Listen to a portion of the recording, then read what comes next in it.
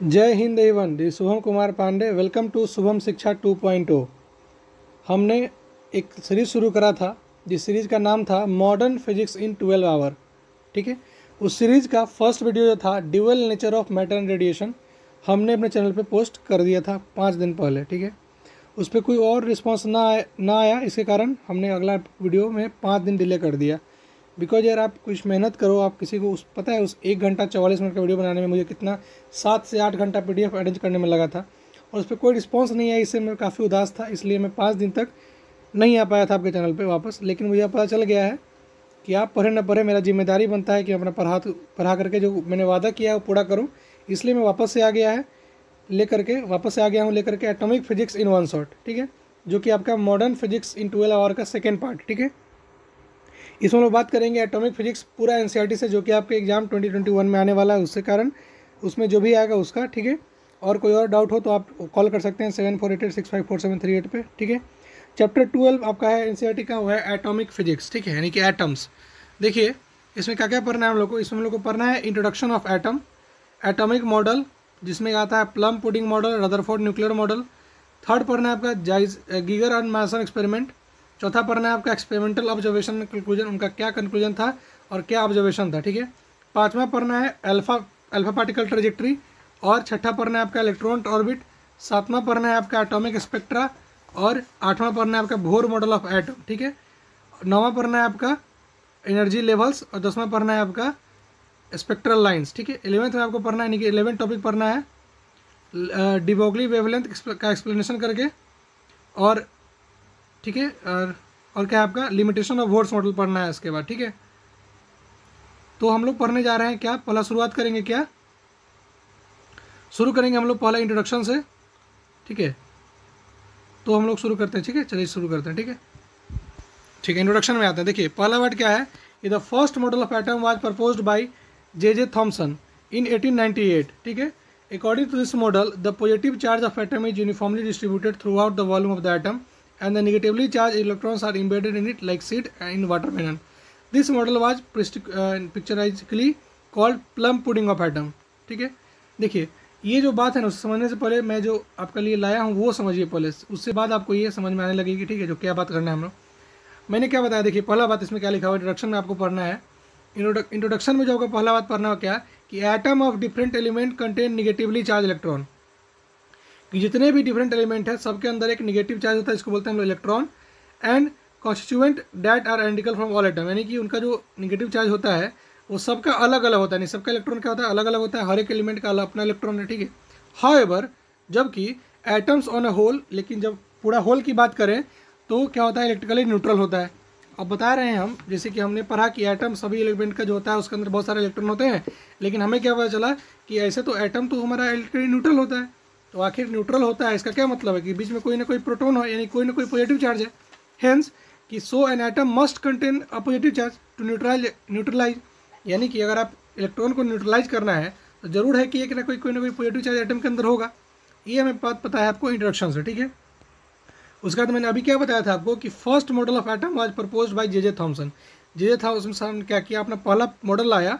Model क्या था, plum pudding model. Plum pudding model क्या था कि according to this model the positive charge of the atom is uniformly distributed throughout the volume of the atom and the negatively charge electron are embedded in it like a seed in watermelon. जैसे कि और हम लोग watermelon देखते हैं तो watermelon में जो पूरा रेड पार्ट होता है, that red part was positive charge. उनका कहना क्या था कि जो रेड पार्ट होता है वो हमारा क्या है, पॉजिटिव चार्ज है। और उसमें क्या होता है, जो बीज होता है ना, जो आपका काला कलर का जो बीज होता है इसके अंदर छोटा छोटा बीज जो होता है, दैट बीज वाज इलेक्ट्रॉन, यानी कि पूरा जो स्फेयर है वो पॉजिटिव चार्ज का बना हुआ है और जो इलेक्ट्रॉन सब है वो क्या है, सीड की तरह इसमें लगा हुआ है।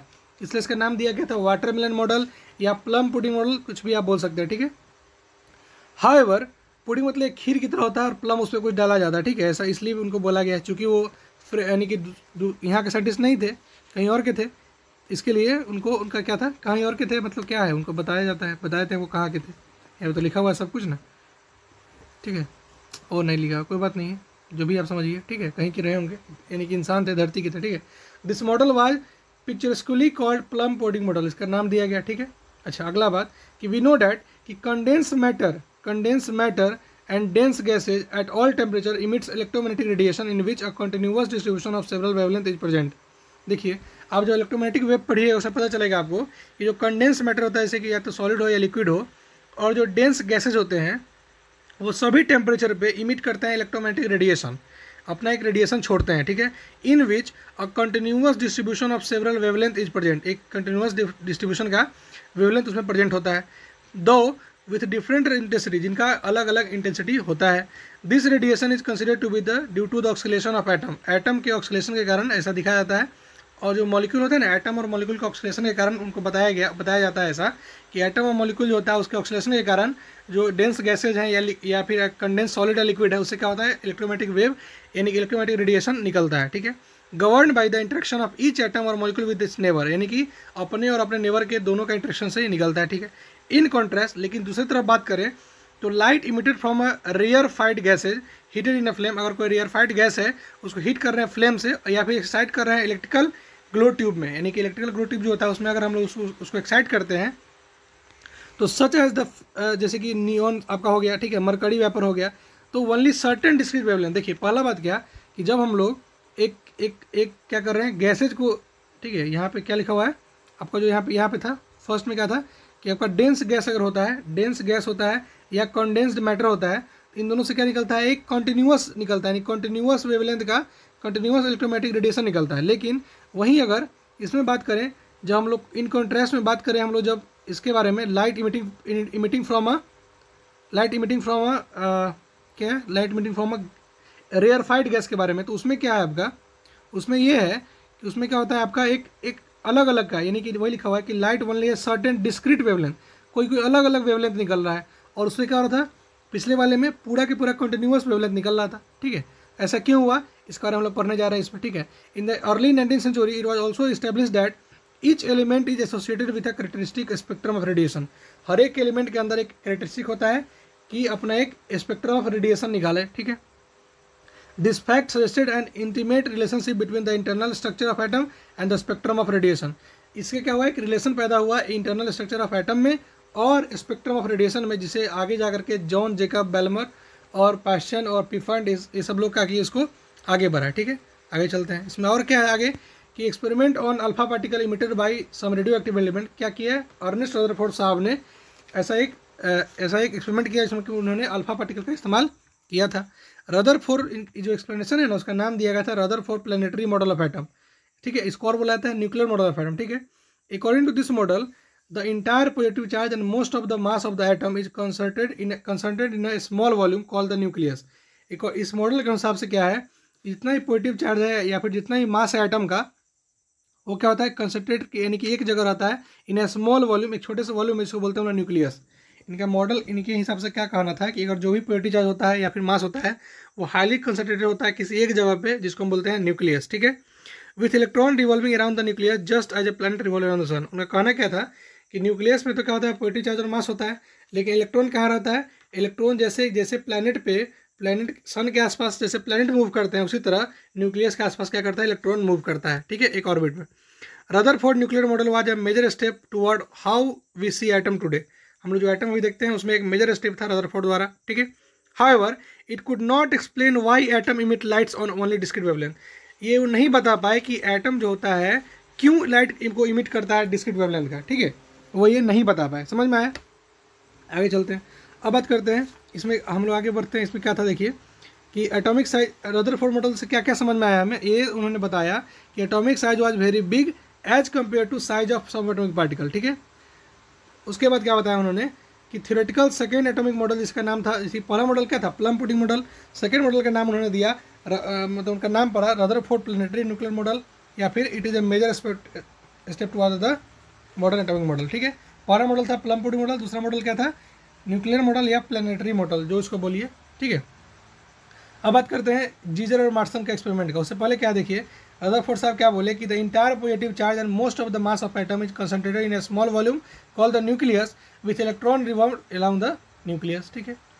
अब बात करते हैं 12.2 का। पहला पार्ट इंट्रोडक्शन खत्म हुआ, सेकेंड पार्ट है alpha particle scattering and Rutherford nuclear model of atom. अगर आपको नहीं पता है कि अल्फा पार्टिकल जो स्कैटरिंग एक्सपेरिमेंट है वो क्या है, गोल्ड फॉयल स्कैटरिंग एक्सपेरिमेंट क्या है, और अगर ऐसा कुछ दिक्कत आ रहा है तो एक मैंने 5 या 7-10 मिनट का वीडियो होगा जिसका मैं लिंक डाल दूंगा डिस्क्रिप्शन बॉक्स में, उससे आप देख लीजिएगा, जरूर देखिएगा, बिकॉज उसमें मैंने ही समझाया है कि कैसे एक इलेक्ट्रॉन स्पेक्ट्रम या कैसे उसमें कैसे एक जो हमारा स्कैटरिंग एक्सपेरिमेंट है कैसे उन्होंने गैगर और मार्सन साहब ने कैसे उसको परफॉर्म करा था। लेकिन मैं इसमें भी समझाऊंगा, लेकिन अगर आपको और अच्छा से समझना है तो आप उस वीडियो को जरूर से जरूर देखिएगा, बिकॉज चूंकि ये वन शॉट सीरीज है तो मैं उतना अच्छा से एक्सप्लेन इसमें नहीं कर पाऊंगा, बिकॉज समय की इसमें कमी रहती है। ठीक है, उन्होंने क्या किया, यानी कि जो एक्सपेरिमेंट चल रहा था उसमें उनका बात क्या था, देखिए यहाँ पे कि with at the suggestion of Ernest Rutherford, रदर साहब के सजेशन पर H Geiger and E Marsden perform some experiment, उन्होंने एक एक्सपेरिमेंट किया। In one of their experiment, एक एक्सपेरिमेंट उन्होंने क्या किया कि उन्होंने they directed beam of 5.5 mega electron volt alpha particle emitted from a bismuth. ठीक है, उन्होंने क्या किया कि एक beam of 5.5 mega electron alpha particle को इमिट करवा दिया बिस्मथ, जो रेडियो एक्टिव सोर्स होता है ना, उससे क्या किया, जो इमिट होता है लाइट, उसको ना डायरेक्ट कर दिया एक thin metal of foil made of gold. Gold के फॉयल पे क्या कर दिया उन्होंने, उसको यानी कि उसका जो बीम निकल रहा था, यानी कि उसका अल्फा पार्टिकल का जो बीम था उसको गोल्ड फॉयल की तरफ क्या कर दिया, उसको लगा दिया। ठीक है, figure 12.2 shows a systematic diagram for this experiment, बताऊंगा आपको फिगर 12.2 क्या है, उससे पहले समझिए। और देखिए कि alpha particle emitted by a bismuth radioactive source were collimated into a narrow beam by their passage through a lead bricks. एक लीड ब्रिक्स लगा करके, मान लीजिए कि एक बिस्मथ एटम है, यानी बिस्मथ एलिमेंट है, तो सब जगह से हर एक साइड से अपना रेडियो एक्टिव एलिमेंट है तो हर एक साइड से अपना लाइट इमिट करेगा, यानी कि अल्फा पार्टिकल इमिट करेगा। तो उस अल्फा पार्टिकल को इमिट करने का तो करता है पूरे जगह से, लेकिन उसको क्या किया गया, एक नैरो बीम से छोड़ा गया, सभी को एक जगह ला करके एक पतला सा छेद से इसको छोड़ दिया गया। ठीक है, जो कि घेरा हुआ था किससे, बिस्मथ कहाँ रखा हुआ था, लीड के ब्रिक में, यानी कि लीड जो बना होता है लीड से, उसके अंदर बक्सा में रखा गया था। ठीक है, this beam was allowed to fall on a thin foil of gold, gold का थिन सा पतला सा पेपर पे, पतला सा सीट पे उसको छोड़ दिया गया, जिसका गोल्ड का थिकनेस क्या था, 2.1 × 10⁻⁷ मीटर। आप सोचिए कि सर उन्होंने गोल्ड क्यों लिया, देखिए गोल्ड इसलिए लिया बिकॉज गोल्ड क्या होता है, हाईली मेलिएबल होता है, मतलब बहुत पिघलता है जल्दी। ठीक है, अब चूंकि ये ज़्यादा पिघलता है इसलिए इसका जो थिन सीट बनाना पॉसिबल है, नहीं पतला से पतला वायर, पतला से पतला थिन इसका क्या होता है सीट, हम लोग इसको बीट कर सकते हैं। ठीक है, दूसरा बात कि गोल्ड क्या है कि हेवी मेटल है। ठीक है, तो हेवी मेटल है तो क्या करेगा, ये डिस्कवरी ऑफ न्यूक्लियस करने में मदद करता है, नहीं कि इसके अंदर न्यूक्लियस होता है, ये पता करने में मदद करता है, क्योंकि ये हेवी मेटल है। समझ गए, आगे चलते हैं। और इसका इस्तेमाल और भी किया सकता है, क्योंकि ये गोल्ड बहुत ट्रांसपेरेंट था इसलिए इसको इस्तेमाल किया गया था, कि चूँकि ये बहुत पतला हो जाता है इसके लिए। ठीक है, the scattered alpha particle were observe through a rotatable detector consisting of zinc sulphide screen.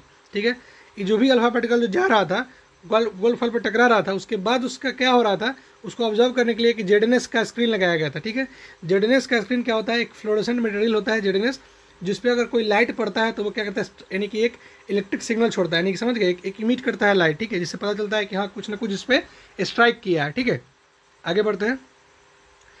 उसका क्या है, the screen produces brief light flashes, क्या करेगा स्क्रीन, क्या करता है, एक छोटा छोटा लाइट का फ्लैश पता चलता है, जिससे क्या होता है, हमें समझ में आता है कि ये क्या कर रहा है, इसमें लाइट कुछ ना कुछ टकरा रहा है इसमें। ठीक है, these flashes may be viewed through a microscope and the distribution of number of scattered particle may be studied as a function of angle scatter. देखिए जितना ही फ्लैशेज हो रहा है सबको हम लोग एक माइक्रोस्कोप में देख सकते हैं, और नंबर ऑफ स्कैटर्ड पार्टिकल, जितना भी पार्टिकल स्कैटर हुए हैं उन सभी को एक क्या कह सकते हैं हम लोग, फंक्शन मान करके, एंगल ऑफ स्कैटरिंग फंक्शन मान करके काम कर सकते हैं, अपना एक्सपेरिमेंट को सॉल्व कर सकते हैं with the help of factor, जिसका नाम है, जो फंक्शन यूज करेंगे हम लोग क्या होगा फंक्शन, वो एंगल ऑफ स्कैटरिंग होगा। ठीक है, अब बात करते हैं आखिर वो दिखता कैसा है वो गोल्ड फॉयल एक्सपेरिमेंट। देखिए यहाँ पे क्या किया गया है, एक बिस्मथ के एलिमेंट को यहाँ रखा गया है, उसके चारों तरफ लीड का बॉक्स बनाया गया है, उसके सारे इमिटेड को एक छेद से क्या किया है, छोड़ा गया है, और यहाँ पे गोल्ड का फॉयल लगाया गया था। ठीक है, चूँकि गोल्ड फॉयल इसलिए लगाया था बिकॉज ये ज़्यादा मेलिएबल होता है, पतला होता है, और क्या है ये जो भी बात है इसके लिए इसको लगाया गया था। ठीक है, बताया था मैंने आपको। उसके चारों तरफ क्या किया गया था, जेडएनएस का स्क्रीन लगा दिया गया था। ठीक है, अब जैसे जेडएनएस का स्क्रीन लगाया तो जो भी अगर अल्फा जा रहा है, अल्फा पार्टिकल टकराने के बाद अगर इधर जाएगा ना, तो अगर इस पर टकराएगा तो यहाँ पे क्या होगा, स्पार्क दिखेगा, ऐसा ऐसा स्पार्क दिखेगा, और आपका स्पार्क दिखा समझिए कोई ना कोई चीज़ टकरा रहा है। तो इसे ऑब्जर्व क्या किया गया था, समझ में आया, पहला बार समझ में आया क्या क्या, इसमें एक अल्फा पार्टिकल यूज किया गया था बिस्मथ द्वारा, लीड के ब्रिक्स उसको लगाया गया था, चारों तरफ क्या किया था, गोल्ड फॉयल के चारों तरफ जेडएनएस का स्क्रीन लगाया गया था, और क्या था कि उसमें अगर टकराता तो क्या होता है, इसमें हमें पता चल जाता है। ठीक है, समझ गए। या उसके बाद देखिए और क्या था कि यहाँ देखिए लीड का ब्रिक से यहाँ से सोर्स था, यहाँ से लाइट आ रहा है, हमारा गोल्ड का थिन लगा हुआ था, थिन सीट लगा हुआ था, उसे का यहाँ पे जेडएनएस का स्क्रीन लगा हुआ था, और क्या था यहाँ पे एक डिटेक्टर ऑफ, जिसे कि लगा हुआ डिटेक्टर, देखिए क्या ये डिटेक्टर है, यानी कि माइक्रोस्कोप है, ये डिटेक्ट करता है कि हाँ यहाँ पे कोई ना कोई चीज़ टकराया है, ठीक है। उसके बाद क्या है, हम इसको ऑब्जर्व किए, ठीक है, इसको हमने क्या किया, हम लोगों ने इसको ऑब्जर्व करा। तो व्हाट डू वी ऑब्जर्व, देखिए कि टारगेट एटम है स्मॉल डेंस, टारगेट जो एटम है वो काफ़ी डेंस है, पॉजिटिव चार्ज न्यूक्लियस ऐसा अज्यूम किया गया, ठीक है। पहला बात समझिए क्या है इसमें कि many of the alpha particle passes through the foil, बहुत सारा जो अल्फा पार्टिकल है वो पास कर गया फॉयल द्वारा, ठीक है। दूसरा बात, इट मीन्स, इसका मतलब क्या हुआ, अगर पूरा के पूरा यानी कि बहुत सारा, अगर 90% करीब करीब समझ लीजिए कि पास कर जा रहा है, इसका मतलब क्या हुआ, it means that they do not suffer any collision, मतलब इनको कोई टकराया नहीं सामने, एकदम पूरा पूरा जैसे है वैसे चले गए, ठीक है। Only about 0.14% of the incident particle scatter by more than 1 degree, सिर्फ और सिर्फ 0.14% इतने ऐसा पार्टिकल थे जो कि मात्र 1 डिग्री के एंगल से थोड़ा हट गए, यानी कि चले थे ऐसे और थोड़ा सा 1 डिग्री एंगल से ये डेविएट हो गए, समझ गए। एंड अबाउट 1 in 8,000 में से कोई एक ऐसा अल्फा पार्टिकल था जो कि 90 डिग्री से डिफ्लेक्ट हुआ, ठीक है। Rutherford argued that to deflect the alpha particle backward, अगर आपको क्या हो रहा है, अगर अल्फा पार्टिकल को बैकवर्ड रिवर्स करना है, यानी कि मान लीजिए जा रहा है ऐसे, उसको पीछे मोड़ देना है पूरा पूरी, पीछे मोड़ने के लिए क्या चाहिए, it must experience a large repulsive force, उसे क्या होना चाहिए, अगर एक हेवी रिपल्सिव फोर्स होगा तभी जाकर के क्या होगा, वो बैक हो पाएगा। This force could be provided if the greater part of the mass of the atom and the positive charge were concentrated tightly at the centre. उन्हें कहना क्या था कि अगर जो लाइट बैकवर्ड सीधे रिवर्स हो गया है, इसका मतलब क्या है कि एक जरूर कोई ना कोई एक डेंस पार्टिकल और काफ़ी हाईली पॉजिटिव चार्ज पार्टिकल बीच में है, तभी क्या कर रहा है वो, चूंकि देखिए चूंकि अल्फा पार्टिकल क्या है 2He+, यानी कि हीलियम का न्यूक्लियस है, तो ये पॉजिटिव चार्ज है। अब पॉजिटिव चार्ज क्या होगा कि पॉजिटिव चार्ज न्यूक्लियस होगा तो रिपल्सन होगा, इसी रिपल्सन के कारण क्या हो रहा है, ये बैकवर्ड शिफ्ट हो जा रहा है, यानी कि जो उसके अंदर क्या है कि एक हेवी न्यूक्लियस है और बहुत सारा मास उसके अंदर क्या है, कंसंट्रेटेड है। If the greater part of the mass of the atom and positive charge were concentrated tightly at the centre, तभी जाके क्या होगा, एक रिवर्स का स्कैटरिंग देखने को मिलेगा। This arrangement supported that the hypothesis of nuclear atom, ये जो अरेंजमेंट है वो सपोर्ट करता है न्यूक्लियर अरेंजमेंट को। And this is why Rutherford is created with the discovery of nucleus, इसलिए इनको बोला जाता है डिस्कवरी ऑफ न्यूक्लियस का क्रेडिट दिया गया रदरफोर्ड साहब को, ठीक है। In Rutherford's nuclear model of atom the entire positive charge and the most of the mass of the atom are concentrated in the nucleus with the electron some distance away. Rutherford साहब का कहना था कि जो हमारा atom है उसके अंदर क्या है, न्यूक्लियस है, इसमें कि पॉजिटिव चार्ज और बहुत सारा मास उसके अंदर क्या होता है, समाया हुआ रहता है, ठीक है, एक छोटे से जगह पे, ठीक है, छोटे से वॉल्यूम पे। उसके साथ साथ जो इलेक्ट्रॉन होता है वो काफ़ी दूरी पे होता है, ठीक है। The electron would be moving in orbital about the nucleus just as the planet do around the sun. उन्होंने कहना ये भी था कि जैसे प्लैनेट मूव करता है सन के अराउंड, उसी तरह न्यूक्लियस के अराउंड मूव करता है इलेक्ट्रॉन, ठीक है। Rutherford experiment suggested that the size of the nucleus of about 10⁻15 metre to 10⁻14 metre. जो उन्होंने साइज बताया था एटम का, वो क्या बताया था, न्यूक्लियस का जो साइज बताया था वो क्या बताया था, 10⁻15 से लेकर के 10⁻14 तक उन्होंने साइज बताया था, ठीक है। आगे चलते हैं, आगे क्या है उसमें देखिए कि with the atom being largely, देखिए अगला पढ़ना है हमें, पढ़ना है अल्फा पार्टिकल स्कैटरिंग, ठीक है। वो क्या देखिए, अल्फा पार्टिकल स्कैटरिंग क्या देखिए, with the atom being largely empty space, अगर मान लीजिए कि एटम के अंदर काफ़ी ज़्यादा स्पेस खाली है तो it is easy to see why most alpha particle go right to the thin metal foil. ऐसा क्यों हुआ कि बहुत सारे पार्टिकल डायरेक्टली कोई कोलिजन हुआ बिना पीछे जाके सीधे जेडन स्क्रीन पे टकरा गए, बिकॉज एटम के अंदर बहुत सारा स्पेस क्या है, खाली है, ठीक है। However when alpha particle happen to come near nucleus, जब भी न्यूक्लियस के नियर अल्फा पार्टिकल आने की कोशिश किया, the intense electric field they are scattered through a large angle. अब चूंकि आप इलेक्ट्रोस्टैटिक पढ़ चुके हैं तो वहाँ क्या होता है, इलेक्ट्रोस्टैटिक रिपल्सन लगता है, जिसके कारण क्या होता है कि अगर कोई अल्फा पार्टिकल न्यूक्लियस से करीब आना चाहता है वो अपना एक क्या करता है, एक रिपल्सन एक्सपीरियंस करता है, ठीक है। The atomic electron being so light do not appreciably affect the alpha particle. अब चूंकि एटॉमिक इलेक्ट्रॉन जो है वो इतना लाइट होता है, इतना हल्का होता है, do not appreciably affect the alpha particle, इसलिए वो अल्फा पार्टिकल को अफेक्ट नहीं कर पाता, ठीक है। अगला बात कि alpha particle are nucleus of helium atom, alpha particle क्या है, न्यूक्लियस ऑफ हीलियम एटम का न्यूक्लियस होता है, therefore carry a 2 unit positive charge. इसका पास क्या होता है, 2 पॉजिटिव चार्ज लगा रहता है इसके अंदर। Have the mass of the helium atom, इसके पास मास होता है हीलियम एटम का। The charge of the gold nucleus is Jd, और मान लीजिए कि जो गोल्ड है उसका जो चार्ज है वो Jd है न्यूक्लियस का, और Z is the atomic number of atom, जो गोल्ड का होता है 79। Since the nucleus of gold is about 50 times heavier than the alpha particle, चूँकि अल्फा पार्टिकल से अगर 50 टाइम गोल्ड ज़्यादा हेवियर है, it is reasonable to assume that it remains stationary throughout the scattering process.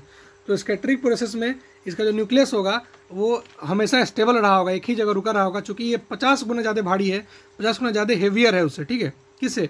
Helium के nucleus से Jadon का nucleus 50 गुना heavy है, तो ये क्या होगा, हिलेगा भी नहीं वहाँ से, ठीक है।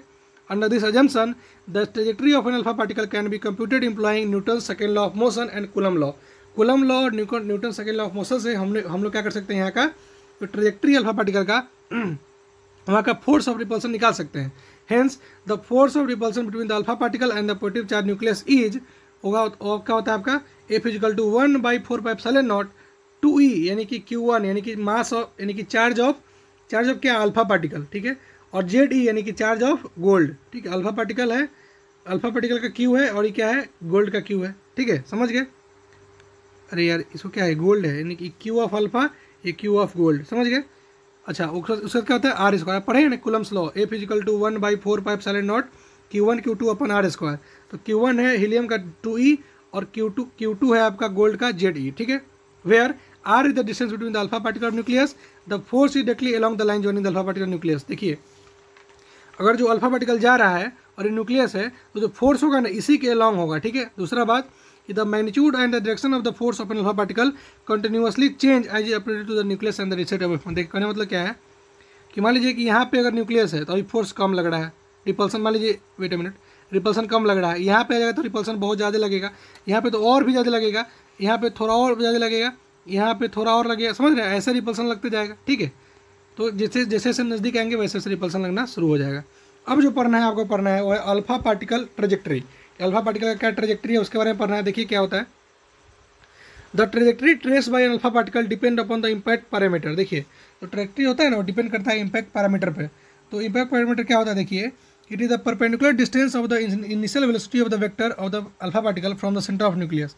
सेंटर ऑफ न्यूक्लियस जो है हमारा, उसके क्या है कि the impact parameter is the perpendicular distance, जो सेंटर ऑफ न्यूक्लियस है ना उससे कितना परपेंडिकुलर डिस्टेंस है इनिशियल वेलोसिटी ऑफ वेक्टर आ रहा है अल्फा पार्टिकल का, उसको बोलते हैं हम लोग इम्पैक्ट पैरामीटर। नहीं समझे बात।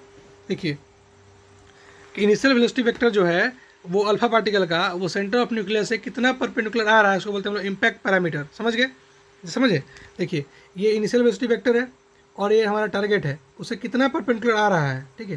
जैसे एक मान लीजिए कि न्यूक्लियस होता है, यहाँ से जा रहा होता, ये न्यूक्लियस है यहाँ से जा रहा होता, इसको बोलते हैं इम्पैक्ट पैरामीटर। तो ये जितना नज़दीक होगा उतना ज़्यादा रिपल्सन शो करेगा, जितना दूर होगा उतना रिपल्सन 0 के बराबर शो करेगा। वही लिखा हुआ है, it is seen that an alpha particle close to nucleus suffers large scattering in case of head-on collision, the impact parameter is minimum and the alpha particle rebounds back। चूँकि देखिए मान लीजिए कहने मतलब क्या है, यहाँ न्यूक्लियस है हमारा टारगेट है और इसका इम्पैक्ट पैरामीटर होगा ही नहीं, एकदम हेड ऑन कोलिजन हो जाएगा, तो इसलिए काफ़ी जोर से इसको बाउंस करता है, ठीक है।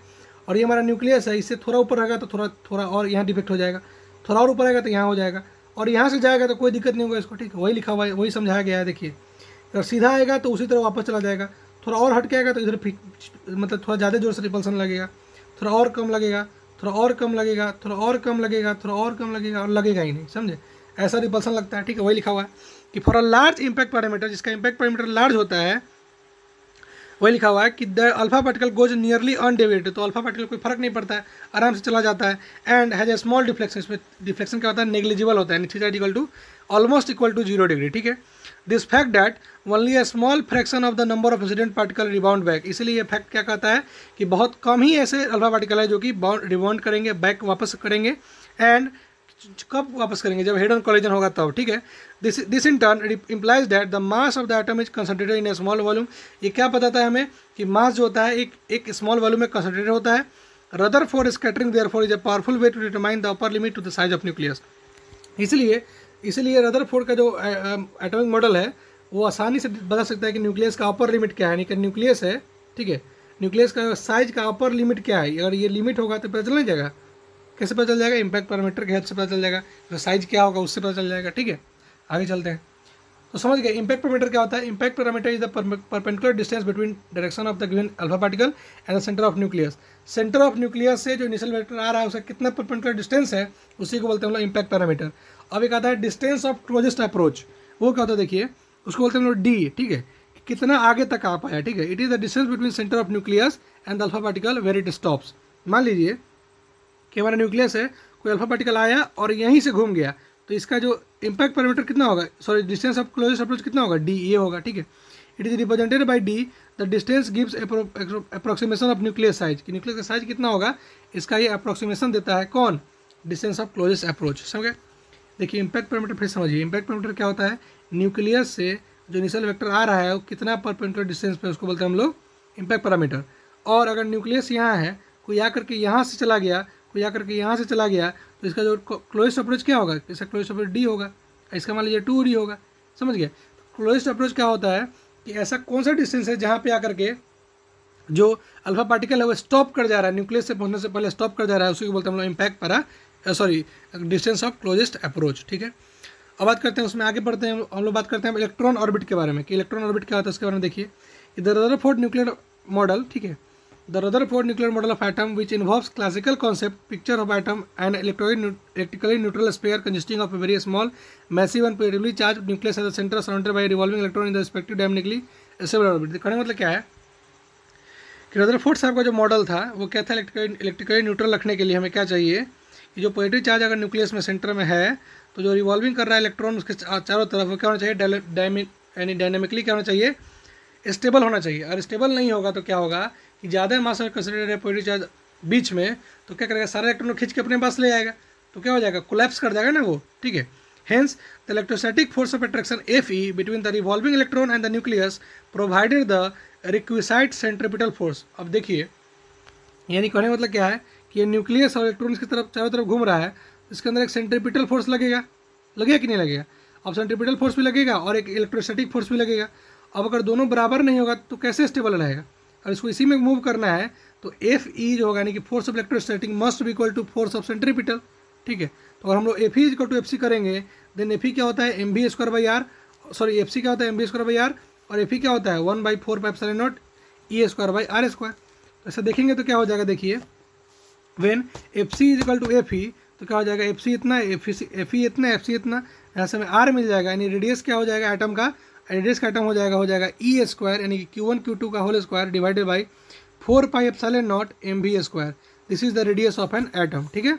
अच्छा, electron has kinetic energy k, electron के पास काइनेटिक एनर्जी भी होगा, तो जानते हैं कि यहाँ से हाफ mv² इक्वल टू क्या होता है, k होता है। तो अगर हम लोग यहाँ लिख दें, इसको 2 से मल्टीप्लाई कर दें, ऊपर 1 लिख दें, तो देखिए 1/2 mv² क्या हो सकता है, k लिख देंगे, तो क्या लिख सकते हैं हम लोग, E²/4 2 8 πε0 इंटू k लिख सकते हैं ना। तो यहाँ से काइनेटिक एनर्जी क्या हो जाएगा, ε0 8 πe², r इधर ले जाएंगे और k ऊपर ले जाएंगे, तो यहाँ से हम लोग v भी निकाल सकते हैं, यानी कितना वेलोसिटी होगा उसका इलेक्ट्रॉन का, हो जाएगा v equal to E/√4πε0 m into r, ठीक है। अब बात करते हैं फोटो यानी कि आपका जो है ना पोटेंशियल एनर्जी, उसके बारे में देखते हैं। देखिए पोटेंशियल एनर्जी क्या होता है, U, जो कि होता है -1/4πε0 r इंटू E²/r। देखिए यह जो निगेटिव साइन है वो क्या बता रहा है, negative sign shows that it is due to attraction force.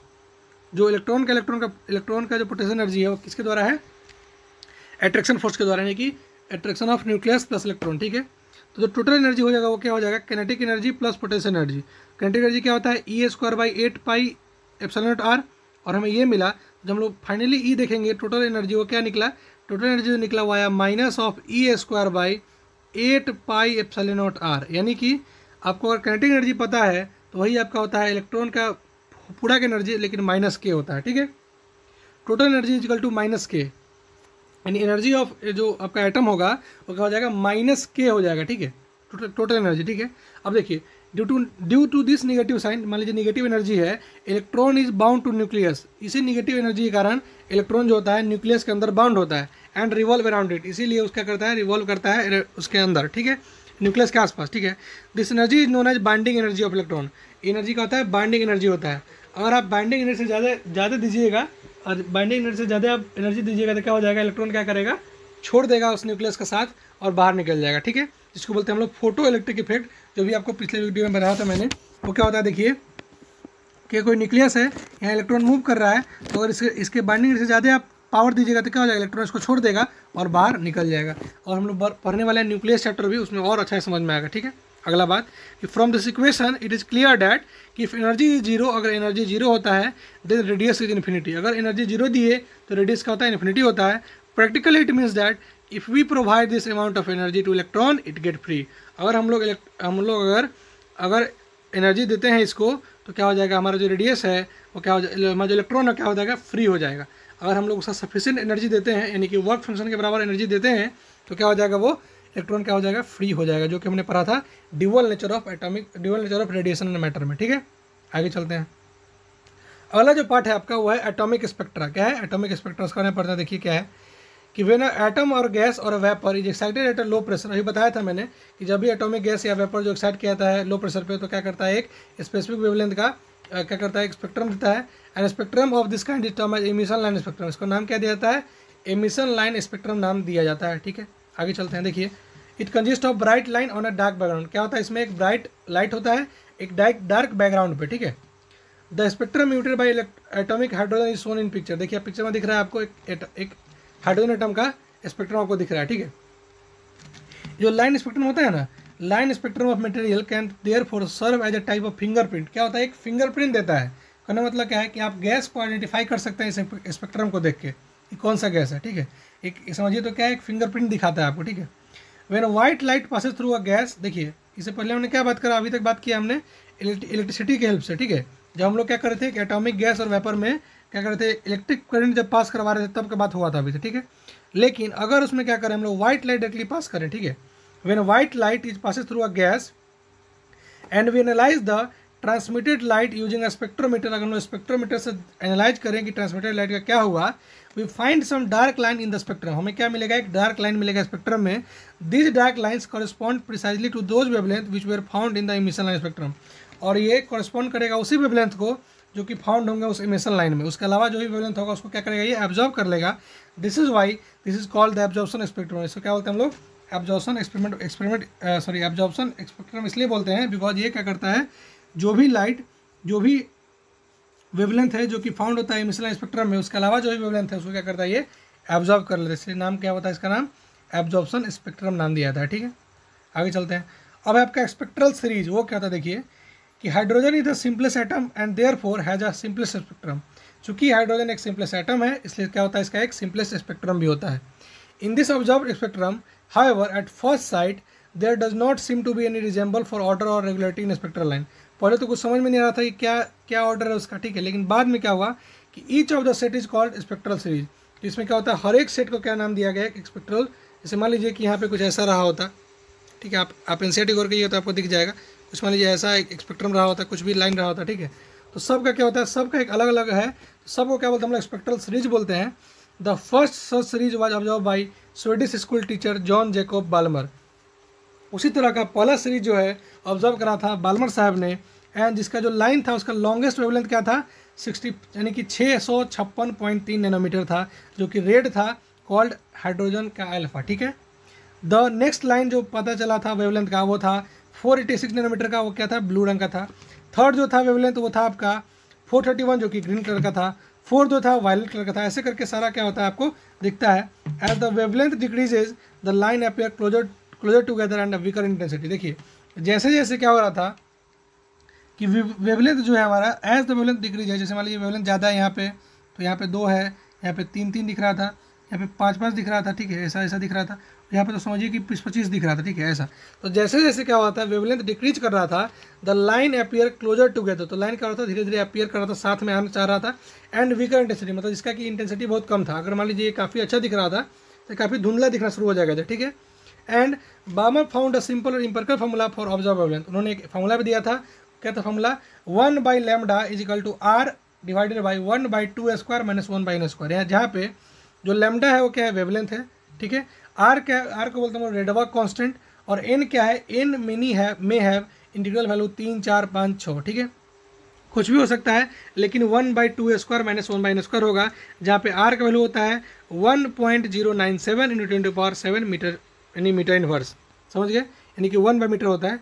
Are equal to क्या होता है 1.097 × 10⁻⁷ मीटर इनवर्स, यानी बाई मीटर। ठीक है, इतना होता है रेडबर्ग का वैल्यू। ठीक है, this equation is also called Barmer formula. इस इक्वेशन को और क्या बोलते हैं हम लोग, बार्मर फार्मूला बोलते हैं। और जब हम लोग क्या करेंगे, यहाँ वैल्यू डालेंगे इतना, यानी कि रेडबर्ग क्वेश्चन का आर का वैल्यू डालेंगे, और जब आपका यहाँ पे 3 डालिएगा तो आपको मिल जाएगा पहला वेवलेंथ जो मिला था रेड के लिए वो मिल जाएगा। आर के जगह पे 4 डालिएगा तो आपको मिल जाएगा ब्लू के लिए, आर के जगह 5 डालिएगा मिल जाएगा ग्रीन के लिए, आर के जगह पे 6 डालिएगा मिल जाएगा वायलेंट के लिए, जो भी उन्होंने देखा था। ठीक है, एक फॉर्मूला उन्होंने क्या दे बताया, बामा फॉर्मूला पूछेगा कोई तो क्या बताइएगा, वो होता है 1/λ is equal to Rydberg constant divided by Rydberg constant into 1/2² minus 1/n²। समझ में आया? आगे चलते हैं, देखिए for n is equal to 4 1 obtain the wavelength of HB line etcetera, for n is equal to lambda 1 obtain the limit of series. ठीक है, जब लैम्डा की वैल्यू n रखिएगा तो क्या हो जाएगा, सिर्फ और सिर्फ 1/4 मिलेगा। ठीक है, तो वहाँ से क्या होता है देखिए कि beyond this limit no further distinct line appear instead only of faint continuous spectrum machine.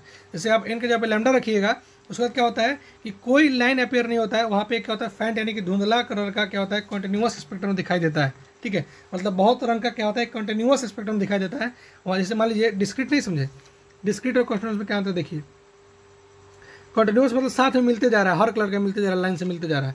लेकिन डिस्क्रीट मतलब क्या हुआ, एक यहाँ मिला तो एक यहाँ इस कोई 653 नैनोमीटर मिला, कोई 461 में मिला, बीच में कुछ मिला ही नहीं, फिर यहाँ मिला कुछ मिला ही नहीं, तो क्या है एक एब्जॉर्प्शन स्पेक्ट्रम है। ठीक है, इमिशन स्पेक्ट्रम आपको दिख रहा है ना। ठीक है, चलिए आगे चलते हैं, वही लिखा हुआ है कि other series are spectrum or hydrogen are subsequently discovered, these are known as after the discovers are.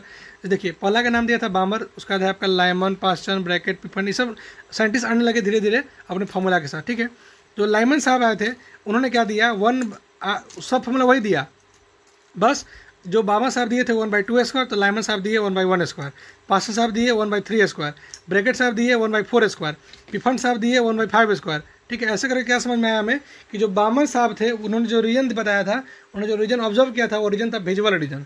Lyman साहब जो ऑब्जर्व किए थे वो था अल्ट्रावायलेट रीजन, और जो पास्चन और ब्रैकेट और पिफन साहब थे उन्होंने ऑब्जर्व किया था इंफ्रारेड रीजन। ठीक है, बामर साहब जिसका वैल्यू फॉर्मूला था 1/2² वाला, उन्होंने विजुअल रेंज खोला था। उसके बाद जो हमारा लाइमन साहब थे जिनका फॉर्मूला था 1/1², उन्होंने अपना अल्ट्रावायलेट रेड खोला था, और जो पास्चन, ब्रैकेट और पिफन थे उन्होंने इंफ्रारेड रीजन का स्पेक्ट्रम देखा था। ठीक है, आगे चलते हैं, लाइमन सीरीज इन अल्ट्रावायलेट, वही बात हो गया। ठीक है, the Balmer formula in equation 12.5 may be written in the term of frequency of light. देखिए आप जानते हैं कि आपको पता है कि C इक्वल टू क्या होता है, V इंटू लैम्डा। तो आप जानते हैं ना फॉर्मूला क्या था, 1/λ is equal to R 1/2² minus 1/n² था ना। आप लैम्डा की जगह पे क्या लिख सकते हैं, C/V, यानी कि V/C लिख सकते हैं। अब C को उधर ले जाएंगे तो क्या हो जाएगा, V equal to RC divided by 1/2² minus 1/n²। There are only a few element, ऐसा बहुत कम ही एलिमेंट है जैसे कि हाइड्रोजन है और सिंगली ऑर्गेनाइज हीलियम है या डबली ऑर्गेनाइज लिथियम है, whose spectra can be represented by simple formula like. ठीक है, सिंपल फॉर्मूला लाइक जैसे कि जो आपका इक्वेशन दिख रहा है V equal to RC into 1/2² minus 1/n², ऐसा बहुत कम एलिमेंट है जो दिखाता है, जैसे कि हाइड्रोजन दिखाता है यानी कि H+। ठीक है, आपको फिर दूसरा दिखाता है क्या, Li+, फिर आपको दिखाता है क्या, He+। ठीक है, ऐसा क्या क्या दिखाता है आपको, ये सब क्या दिखाते हैं आपको, ये ऐसा फॉर्मूला रिप्रेजेंट करना दिखाते हैं। ठीक है, आगे चलते हैं। अब आता है Bohr's model of hydrogen atom. उससे पहले थोड़ा मैं पानी पी लूँ। ठीक है, 12.1, 12.2, 12.3 हो गया। अब बात करते हैं 12.4, 12.5, 12.6 का। ठीक है, उससे पहले मैं थोड़ा जल ग्रहण कर लेता हूँ, तो आप इसको गौर से देखिए।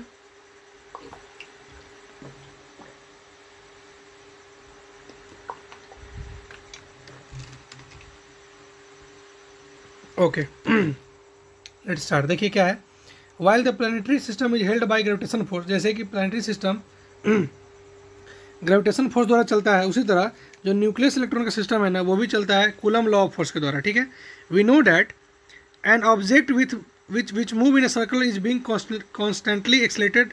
ठीक है, जो ऑब्जेक्ट जो है मूव करे सर्कल में उसको एक कांस्टेंट एक्सलेशन मिलता है। This acceleration being centripetal nature, जो एक्सलेशन क्या होता है सेंटर के टुवार्ड लगता है, किसके द्वारा, सेंट्रीपिटल द्वारा। ठीक है, according to classical electromagnetic theory and accelerating charge particle emits radiation.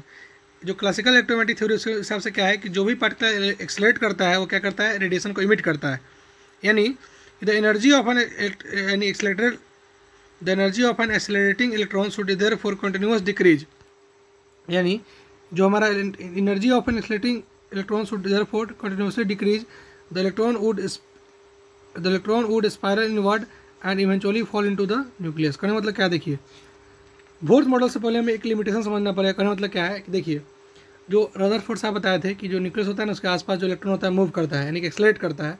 तो आप जानते हैं कि जब भी इलेक्ट्रोमैग्नेटिक थ्योरी द्वारा कि जब भी कोई चीज़ एक्सेलरेट करता है तो क्या करता है, एक लाइट यानी कि इलेक्ट्रोमैग्नेटिक रेडिएशन इमिट करता है। अब जैसे इलेक्ट्रोमैग्नेटिक वेव इमिट करेगा उससे क्या हो जाएगा, एनर्जी घटने लगेगा। अब मान लीजिए कि यहाँ पे एक न्यूक्लियस है और यहाँ पे मूव कर रहा है, तो जैसे इसका एनर्जी घटेगा अगर तो क्या हो जाएगा, स्पाइरल होते होते धीरे धीरे छोटे छोटे होते होते इसमें गिर जाएगा।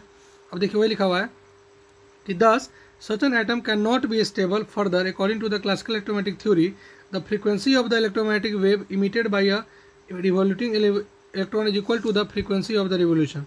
As the electron spiral to inward, the angular velocity and the hence their in frequency would change continuously. उनका frequency का चेंज होते रहेगा.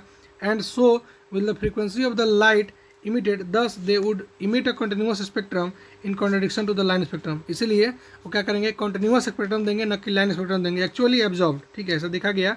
Clearly, Rutherford model tells only a part of the story, implying that the classical idea are not sufficient to explain the atomic structure. ठीक है, तो classical idea उनका explain नहीं कर पाया. जो कि मान लीजिए कि अगर आप एक्सलेट कर रहा है तो इमिट करेगा रेडिएशन, इमिट करेगा तो इसका स्पाइरल होता जाएगा, धीरे धीरे क्या हो जाएगा, ये गिर जाएगा, क्या हो जाएगा, न्यूक्लियस में गिर जाएगा और क्या हो जाएगा, हमारा एटम कोलैप्स कर जाएगा. लेकिन एक्चुअली में तो होता नहीं है. ऐसा तो होता नहीं है कि आप अभी लाए, अगर आप हीरा लाए, डायमंड लाया, उसके बाद टूट गया पूरा, ऐसा तो नहीं होता है ना. ठीक है, जैसे मान लीजिए can accelerated atom an accelerated atom electron must spiral into the nucleus as it loses energy. जो हमारा एटॉमिक इलेक्ट्रॉन होता है क्या करेगा, स्पायरल बनते बनाते क्या हो जाएगा, न्यूक्लियस में गिर जाएगा और अपना एनर्जी लूज करके. ठीक है, इससे बचने में उन्होंने क्या बताया, एक आए नील बोर साहब, उन्होंने बताया he made a certain modification in the model. जो मॉडल था ना उनका, उसमें एक मॉडिफिकेशन किया क्वांटम हाइपोथेसिस दे करके. ठीक है, वो क्या था देखिए कि bore in 1930 concluded that in spite of success of electromagnetic theory in explaining large scale phenomena, it could not be applied in the process of at the atomic scale. It became clear that a very radical departure from the established principle of classical mechanics and electromagnetism would be needed to understand the structure of atom and the relation between the atomic structure and atomic spectra. देखिए एक clear सच्चाई आ गया था सामने, क्या कि हमें एक classical mechanics model plus electromagnetic theory दोनों को साथ में रख करके हमारा एटॉमिक स्ट्रक्चर जो है और एटॉमिक स्पेक्ट्रा जो है, दोनों का यानी कि एटॉमिक स्पेक्ट्रम और एटॉमिक स्ट्रक्चर दोनों का जो रिलेशन है वो सिर्फ और सिर्फ इलेक्ट्रोमैग्नेटिक थ्योरी से काम नहीं चलेगा. एक अलग सा मैकेनिकल हाइपोथेसिस चाहिए उसके लिए. ठीक है, bore combined classical and early quantum concept and gave his theory in the form of this three postulates. Bore साहब क्या किए, क्लासिकल मॉडल, क्लासिकल को और जो हमारा अर्ली क्वांटम मॉडल था दोनों को साथ में रख करके तीन हमें क्या दिए, पोस्टुलेट दिए. पहला पोस्टुलेट क्या दिए, उन्होंने क्या बताया, अकॉर्डिंग टू फर्स्ट पोस्टुलेट कि that N electron in atom could revolve in a certain stable orbit. जो इलेक्ट्रॉन होता है किसी भी ऑर्बिट में अपने आप मूव नहीं कर रहा है, उसके पास क्या होता है, एक सर्टेन स्टेबल ऑर्बिट होता है without the emission of radiant energy, और कोई एनर्जी रेडिएट नहीं करता है. ठीक है, contrary to the prediction of electromagnetic theory. यानी कि उन्होंने क्या एक कॉन्ट्रेडिक्ट बात कर दिया. इलेक्ट्रोमैग्नेटिक थ्योरी क्या था कि जो भी इलेक्ट्रॉन जो होगा एक्सलेट करेगा वो तो क्या करेगा, इमिट करेगा रेडिएशन, लेकिन उन्होंने सीधा नकार दिया कि ना, नहीं करेगा. ठीक है, अकॉर्डिंग टू दिस पोस्टुलेट, यानी कि इस पोस्टुलेट के मुताबिक each atom has a certain definite stable state. हर एक एटम के पास क्या होता है, एक सर्टेन डेफिनिट स्टेबल स्टेट होता है in which it can exist. जो इलेक्ट्रॉन होता है ना, जैसे आप जानते हैं कि एटम है या 1s या 2s या 2p, ऐसा एक क्या होता है, स्टेबल ऑर्बिट बना होता है, उसी ऑर्बिट में इलेक्ट्रॉन को मूव करना है, ये नहीं कि बीच में कहीं जहाँ मन के तहाँ घूम रहा है. ठीक है, इस ऑर्बिट को क्या बोलते हैं हम लोग, this called stationery state of atom. उसको बोलते हैं हम लोग स्टेशनरी स्टेट ऑफ एटम बोलते हैं. ठीक है, बोर सेकेंड पोस्टुलेट, पहला पोस्टुलेट समझ में आया. पहला पोस्टुलेट क्या था, जो इलेक्ट्रॉन होता है वो किसी भी ऑर्बिट में मूव नहीं करता है, एक स्टेबल ऑर्बिट में मूव करता है. हर एक एटम का एक अपना स्टेबल ऑर्बिट होता है, और जो इलेक्ट्रॉन होता है कोई भी इलेक्ट्रोमैग्नेटिक वेव जो क्या करता है, रिलीज नहीं करता है. ठीक है, बोर साहब का सेकंड पोस्टुलेट क्या था कि दिस पोस्टुलेट स्टेट्स दैट कि the electron revolve around the nucleus only in those orbit for which, देखिए जो इलेक्ट्रॉन है ना वो न्यूक्लियस के उसी ऑर्बिट में मूव कर रहे हैं जिसका एंगुलर मोमेंटम जो है वो h/2π है. यानी कि NH/2π कहने का मतलब क्या है, 1h/2π, 2h/2π, ठीक है, 3h/2π, ऐसा अगर होगा तभी उसमें मूव कर पाएगा. ठीक है, यानी कि h/2π के फॉर्म में अगर होगा, इंटीग्रल मल्टीपल होगा जहाँ पे h क्या होता है, प्लैंक कांस्टेंट, तभी वो इलेक्ट्रॉन उसी ऑर्बिट, जैसे देखिए कहने मतलब क्या है कि अगर 1.5h/2π है तो इसमें वो मूव नहीं करेगा. कौन सा इलेक्ट्रॉन जो है इस ऑर्बिट में मूव नहीं करेगा, वो मूव किस में करेगा, जिसमें NH/2π हो. यानी NH/2π करने का मतलब क्या है कि अगर मान लीजिए कि h/3h/π रहेगा तो यहाँ पे मूव करेगा, बिकॉज इनका वैल्यू क्या है, यहाँ पे 6 है. यानी कि और 3h/π का अगर कोई एंगुलर मोमेंटम का अगर हमारा ऑर्बिट है, इसमें क्या होगा, हमारा इलेक्ट्रॉन मूव करेगा. यानी इलेक्ट्रॉन मूव करने के लिए एक फिक्स ऑर्बिट बनाया गया है, वो ऑर्बिट क्या होना चाहिए, NH/2π का मल्टीपल होना चाहिए. उसीलिए लिखा हुआ है thus the angular momentum L of the orbiting electron is quantise and that is L equal to NH/2π.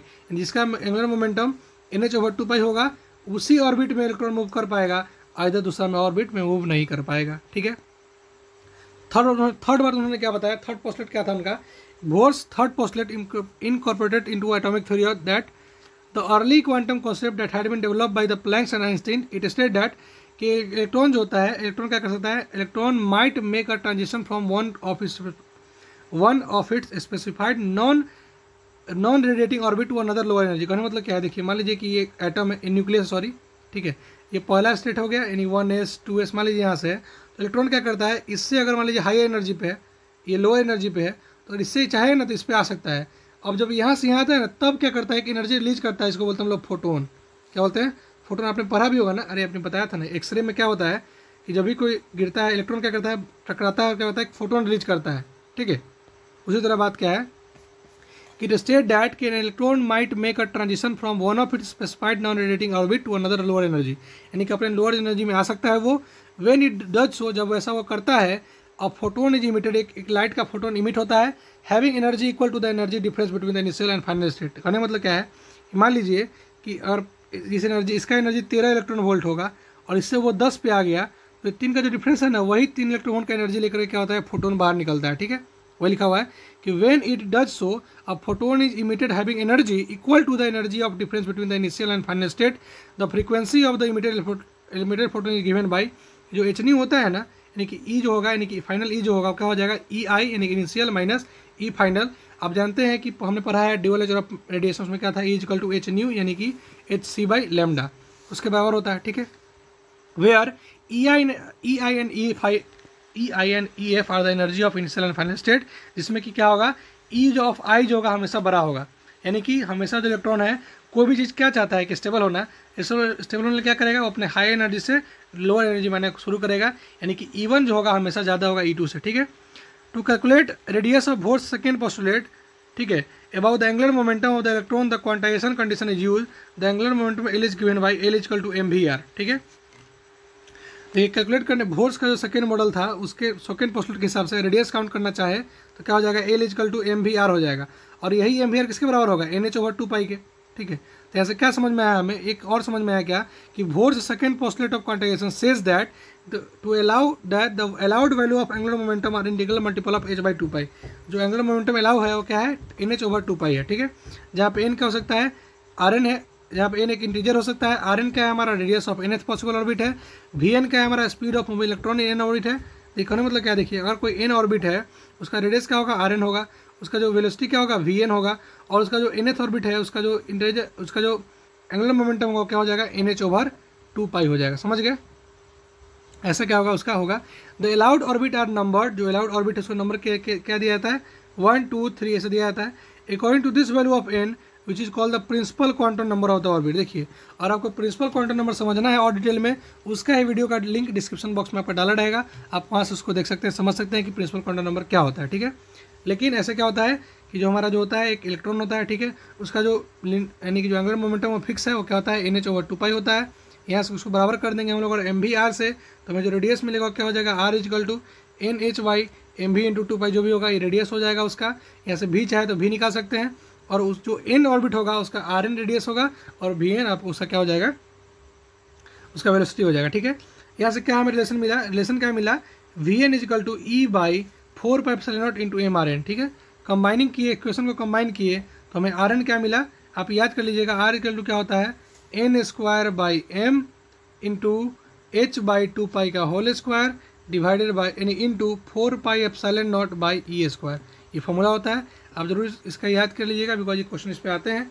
और अगर इसे मान लीजिए क्या है कि depict that the orbital speed in nth orbit fall bye a factor of n, जो orbital speed जो यानी कि जो हमारा ऑर्बिटल स्पीड है वो क्या होता है, घटता है n के फैक्टर से, ठीक है। अरे देखिए ना, ये जो ऑर्बिटल स्पीड है क्या हो रहा है, n से घट रहा है, n बढ़ाएंगे तो जो वेलोसिटी होगा घटते जाएगा, ठीक है। अच्छा आगे चलते हैं। उसके बाद क्या है कि the size of innermost orbit n equal to 1 can be obtained by, अगर हम लोग n का वैल्यू 1 डालेंगे तो R1 क्या मिलता है हमें, h²/ε0 me², ठीक है। This is called the Bohr's radius, को बोलते हैं हम लोग बोर्स रेडियस, इस लिखते हैं हम लोग A0 से। तो आपसे कोई पूछेगा बोर्स रेडियस क्या होता है, तो बोर्स रेडियस क्या होता है, इसका n इक्वल टू 1 होता है, तो क्या हो जाएगा, h²ε0 divided by me² is the Bohr's radius and represented by symbol A0, ठीक है। आगे चलते हैं। Substituting the value of h m epsilon e gives a value of h equal to a0 is equal to 5.29 × 10 to the power minus 11 meter. From equation 12.15, it can also be seen that the radius of the orbit, जो radius होगा ना orbit का, वो increase करता है जब से N square बढ़ने से। देखिए यहाँ पे रेडियस क्या होता है, जैसे एन स्क्वायर बढ़ेगा रेडियस बढ़ेगा, ठीक है। वही लिखा हुआ है कि जो हमें क्या समझ में आया कि the radius of the orbit increases as n square, the total energy of an electron in the stationary state of the hydrogen atom can be obtain by substituting the value of orbit equation.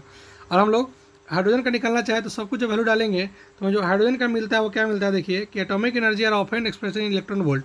जो atomic energy होता है वो किसको कैसे लिखते हैं हम लोग, इलेक्ट्रॉन वोल्ट में लिखते हैं, ना कि जूल में, rather than joule. Since 1 electron volt कितना होता है 1.67 × 10⁻⁹ जूल।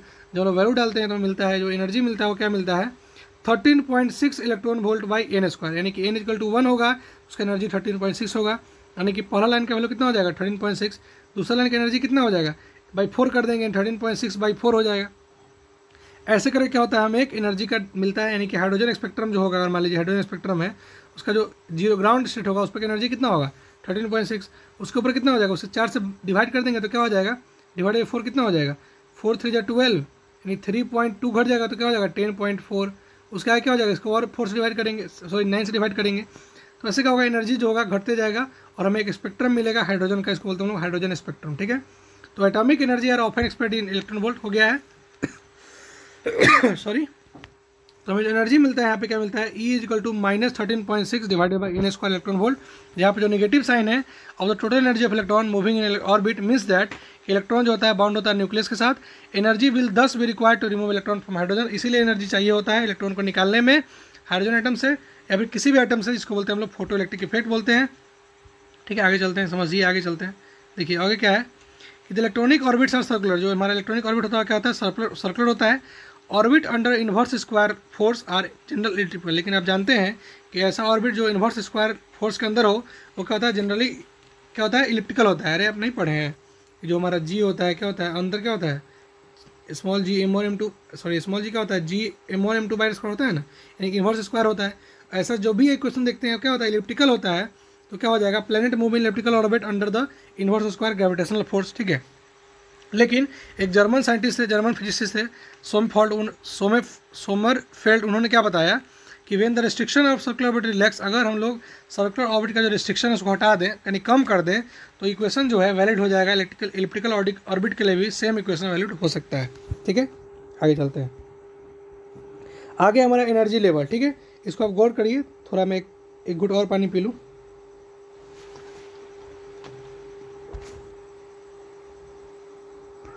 देखिए इसमें क्या है, देखिए कि the energy of an atom is least. Energy जो एटम का होता है वो कम होता है कब, when it electron is revolving in orbit closest to the nucleus. अगर न्यूक्लियस के पास में है उसकी एनर्जी क्या होगा कम होगा, यानी फॉर n = 1 क्या होगा एनर्जी सबसे कम होगा। For n = 2,3 the absolute energy is E is smaller be hence the energy is progressively larger in outer orbit. यानी कि हम लोग जो लोवेस्ट स्टेट होता है यानी ग्राउंड स्टेट से ऊपर बढ़ते जाएंगे तो एनर्जी जो होगा बढ़ते जाएगा। यानी सबसे जो पास होता है न्यूक्लियस उसके पास क्या होता है एनर्जी बहुत कम होता है, बिकॉज वो स्टेबिलिटी के पास है एकदम है, ठीक है। आगे चलते हैं,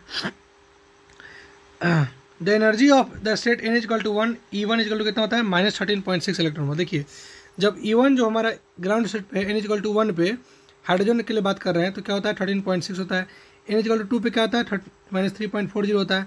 n = 3 पे क्या होता है -1.51 होता है। कैसे आया E = -13.6 into n square electron volt, ये फॉर्मूला आता है आपको। n = 1 डालिएगा तो इतना आएगा, n = 2 डालिएगा तो इतना आएगा, n = 3 डालिएगा तो इतना आएगा, ठीक है। वही लिखा हुआ है कि the minimum energy required to free the electron from the ground state of hydrogen atom is 13.6। यानी कि और हम लोग 13.6 एनर्जी दे देंगे, ठीक है। इसको एनर्जी मिलेगा तो यहाँ का इलेक्ट्रॉन क्या हो जाएगा बाहर निकल जाएगा। अगर 13.6 इलेक्ट्रॉन वोल्ट एनर्जी मिलेगा तो हाइड्रोजन का जो फर्स्ट सेल का एनर्जी है वो क्या इलेक्ट्रॉन बाहर निकलना शुरू हो जाएगा, ठीक है। कि when hydrogen atom receive energy by process of electron collision या फिर एटम में acquire sufficient energy to raise electron to higher energy state the atom is then said to be an excited state. कहने मतलब क्या है कि अगर इसको कुछ ज़्यादा एनर्जी मिला, ठीक है, मान लीजिए इसको अगर हम लोग इसको ना 3.20 का एनर्जी दिए तो क्या हो जाएगा ये इससे जम करके इसमें चला जाएगा, ठीक है। नहीं समझे बात, सॉरी इसको 10.2 का एनर्जी दी है तो क्या हो जाएगा इससे जम करके यहाँ चला जाएगा, ठीक है। अब जंप करने के लिए क्या चाहिए, यानी कि इसको अगर इतना एनर्जी से इसी एनर्जी में आना है इसको 10.2 इलेक्ट्रॉन वोल्ट बाहर से देंगे। जैसे इसको 10.2 इलेक्ट्रॉन बाहर से मिलेगा ये तुरंत जंप करके क्या हो जाएगा -13.6 स्टेट से जंप करके -3.40 में चला जाएगा, ठीक है। वही लिखा हुआ it means that energy required to excite an electron, उसको बोलते हैं हम लोग एक्साइटेड स्टेट।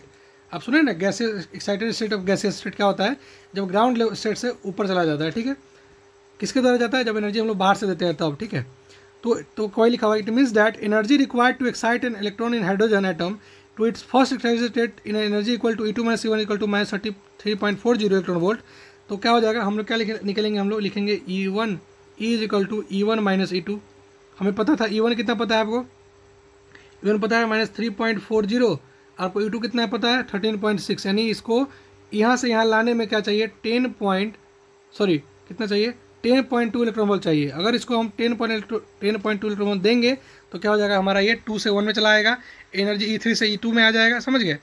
ऐसे करके हम लोग क्या कर सकते हैं, इसको सॉल्व कर सकते हैं। वही लिखा हुआ है कि from this excited state the electron can then fall back into state of low energy emitting a electron. अगर मान लीजिए इसको अगर यहाँ से यहाँ आना है, इसको यहाँ से यहाँ आना है, तो एनर्जी लूज करेगा ना, तो एनर्जी किसके फॉर्म में लूज करेगा, फोटोन के फॉर्म में लूज करेगा, यानी कि यहाँ से क्या होगा, एक रेडिएशन निकलेगा, ताकि वही एनर्जी क्या हो जाएगा, लूज करके वो ग्राउंड स्टेट में चला आएगा, ठीक है। वही लिखा हुआ है कि thus as the excitation of hydrogen atom increases, जैसे हाइड्रोजन का एक्साइटेशन एटम का इंक्रीज करेगा, the value of minimum energy required to free the electron from the excited atom. जैसे कि क्या है, मान लीजिए यहाँ से इलेक्ट्रॉन को निकालना है, तो न्यूक्लियस के पास निकालना है, तो कितना चाहिए एनर्जी, -13.6, यानी कि +13.6 एनर्जी देंगे तभी निकलेगा। यहाँ से कितना चाहिए, और इसको 3.4 एनर्जी मिलेगा तो निकल जाएगा। यहाँ पे कितना चाहिए, 1.51 चाहिए, यानी कि जितना ज़्यादा हम न्यूक्लियस से दूर जाएंगे इलेक्ट्रॉन को निकालना उतना आसान होगा। यानी कि न्यूक्लियस के पास क्या होता है, इसको क्या होता है, ये इलेक्ट्रोस्टैटिक फोर्स से बंधा होता है, ठीक है। यानी यहाँ से इलेक्ट्रॉन निकालना काफ़ी मुश्किल है, लेकिन यहाँ से निकालना काफ़ी आसान है, क्योंकि यहाँ पे एनर्जी कम लगा हुआ है, जल्दी जितना कम एनर्जी देंगे फटाक से निकल जाएगा, ठीक है। लेकिन यहाँ पे क्या चाहिए, थोड़ा ज़्यादा एनर्जी चाहिए, ठीक है। आगे चलते हैं। The principal quantum number n label the stationary state in the ascending order of energy in this diagram. The highest energy state is to n equal to infinity and has energy equal to 0 electron. यानी कि अगर हम लोग n equal to infinity की बात करें, उसका जो क्या होता है, 0 होता है इलेक्ट्रॉन वोल्ट उसका एनर्जी, तो क्या हो जाएगा, फ्री हो जाएगा स्टेट से, और क्या हो जाएगा, बाहर निकल जाएगा, और जब उसका क्या हो जाएगा, ये न्यूक्लियस को छोड़ करके बाहर निकल जाएगा, ठीक है। अब बात करते हैं आपका 12.5, जो कि आपका the line spectrum of the hydrogen atom. हम लोग बात करते हैं डायरेक्टली सिर्फ हाइड्रोजन एटम के बारे में। देखिए, according to third postulate of Bohr's model, third postulate क्या था, वही फोटोन निकलने वाला, कि when a atom makes a transition from high energy state to the quantum number ni to the lower energy state quantum number nf, अगर हम लोग ni से nf पे जाते हैं तो the difference between energy is carried by a photon of frequency VIF। तो हमें एक फोटोन का एनर्जी मिलता है VIF का, उस एनर्जी से फ्रीक्वेंसी से निकलता है फोटोन, और हम लोग किसी nf से ni पे जाते हैं, तो ठीक है। वो क्या है, देखिए कि h न्यू जो होगा, यानी एनर्जी ऑफ जो फोटोन होगा, वो क्या हो जाएगा, ENI - ENF। पता था हमें पता है कि ENI क्या होता है, हम एक फॉर्मूला से निकाल लेंगे, ठीक है। वो होता है, ऐसा दिखता है आपको, 8 एप्सिलॉन नॉट यहाँ पे होता है, ठीक है। अब वो गौर करिए, यहाँ पे ऐसा दिखता है, ठीक है, 8 epsilon not square 1/NF square - 1/NS, ठीक है, ऐसा दिखता है। यानी कि क्या है कि देखिए, the Rydberg formula for the spectrum of the hydrogen atom in relation if we take NF equal to 2 and NF equal to NI equal to 3, 4, 5, it reduces to the sum to a familiar form similar from the Balmer series. अगर हम लोग Rydberg formula के जगह पे, Rydberg formula जो है ना, वो जो फॉर्मूला है उसमें अगर हम लोग n के जगह पे NF की जगह पे 2 डालें और NI की जगह पे 3, 4, 5 डालते जाएँ, तो हमें क्या ले जाएगा, बामा फॉर्मूला की तरफ आगे बढ़ा देगा, ठीक है। तो Rydberg constantly R is radially identified to be, तो रेडबर्ग फॉर्मूला जो मिला था हमें, क्या मिला था, me/4 8 pi square h³ c, ठीक है, ऐसा h³ इंटू c मिला था फॉर्मूला, ठीक है। जहाँ पर रेडबर्ग फॉर्मूला का क्या था वैल्यू, 1.03 × 10⁻⁷ मीटर इनवर्स, ठीक है। और क्या था, देखिए कि this is the value very close to the value 1.097, तो करीब करीब बराबर है, obtain from the empirical Balmer formula. यानी कि this arrangement between the theoretical and the experimental value of the Rydberg constant provided a direct and striking confirmation of Bohr's model, ठीक है। यानी कि जो रेडबर्ग कांस्टेंट का जो प्रूफ अभी देखे हम लोग, यानी थ्योरेटिकल या एक्सपेरिमेंटल दोनों करीब करीब तो बराबर ही हैं। जो थ्योरेटिकल दिखा गया वो था 1.097, और जो एक्सपेरिमेंटल दिखा गया वो था आपका 1.03। दोनों करीब करीब थोड़ा मोड़ा बराबर ही हैं। तो जो बराबर है, ये क्या दिया हमें, एक डायरेक्ट और स्ट्राइकिंग कन्फर्मेशन दिया कि बोर्स मॉडल जो है सही है, ठीक है। आगे चलते हैं। Since both NF and NI are integer, this immediately shows that in transition between different atomic level light is radiated in various discrete frequency. तो जो ऐसा जो हमें क्या समझ में आया कि जैसे NF और NI के बीच में क्या है, एक बहुत ज़्यादा डिफरेंस एटॉमिक लेवल का, तो लाइट ऑफ जो रेडिएट होगा वो वेरियस डिस्क्रीट फ्रीक्वेंसी का रिलीज होगा। यानी कहीं लाइट दिखेगा, कहीं नहीं दिखेगा, इसीलिए क्या होता है, हमारा डिस्क्रीट लाइन दिखता है। यानी देखिए कि अगर हमारा कोई भी जो लेवल है वो इन्फिनिटी से 1 पे आता है उसको बोलते हैं हम लोग ground state Lyman series, infinity से 2 पे आता है बोलते हैं बाल्मर सीरीज, इन्फिनिटी से 3 पे आता है तो मान लीजिए कोई भी एक जो हमारा जो आयोनाइज आइटम है अगर वो किसी इन्फिनिटी से 1 पे आता है ग्राउंड स्टेट पे आता है तो उसका जो उसको बोलते हैं लाइमन सीरीज, इन्फिनिटी से 2 पे आता है तो बोलते हैं बामन सीरीज, इन्फिनिटी से 3 पे आता है तो बोलते हैं पासन सीरीज, इन्फिनिटी से 4 पे आता है तो बोलते हैं ब्रैकेट सीरीज, इन्फिनिटी से 5 पे आता है तो बोलते हैं उसको पफन सीरीज। ठीक है, तो फॉर्मूला क्या हो जाएगा, फॉर्मूला क्या जानते हैं हम लोग, फॉर्मूला एक ही होता है 1/λ is equal to r 1/2² minus 1/n²। और 2 यहाँ पे 1 लिखा तो लाइमन, यहाँ पे 2 लिखा तो बामन, यहाँ पे 3 लिखा तो पास्चन, यहाँ 4 लिखा तो ब्रैकेट, यहाँ 5 लिखा तो प्रिफेंट। ठीक है, समझ में आया। The various line in the atomic spectra are produced when electron jump from high energy state to a low energy state and the photon are emitted.